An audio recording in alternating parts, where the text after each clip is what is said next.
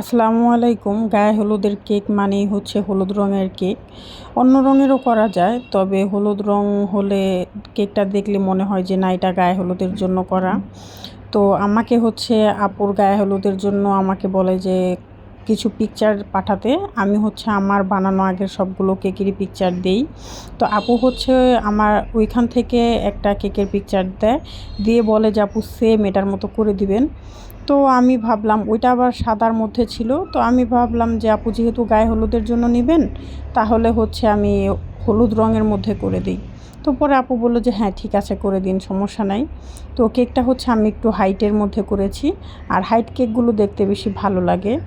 তো এখানে হচ্ছে আমি 3টা কালারের গোলাপ করে নিয়েছি, পিঙ্ক কালারের, আর ইয়েলো কালারের, আর হচ্ছে হালকা বাটার ক্রিম কালারের মধ্যে করেছি।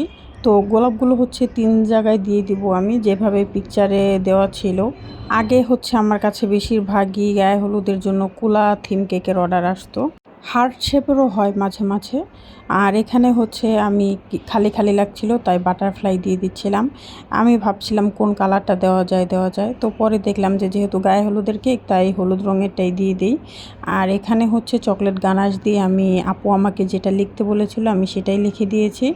আর গোল্ডেন কালারের সুগার বলগুলো দিয়ে দিচ্ছি। একবার ভেবেছিলাম যে সাদাটা দিই। তো এখানে হচ্ছে আমার কাছে নন এরেবলের পাতাটা কম ছিল, মানে 2টা বা 3টা ছিল, ওইটাকেই হচ্ছে আমি ছিঁড়ে ছিঁড়ে জায়গায় জায়গায় দিয়ে দিয়েছি। তো এই তো ডেকোরেশন করা শেষ। আপনারা জানাবেন যে ডেকোরেশনটা কেমন হয়েছে।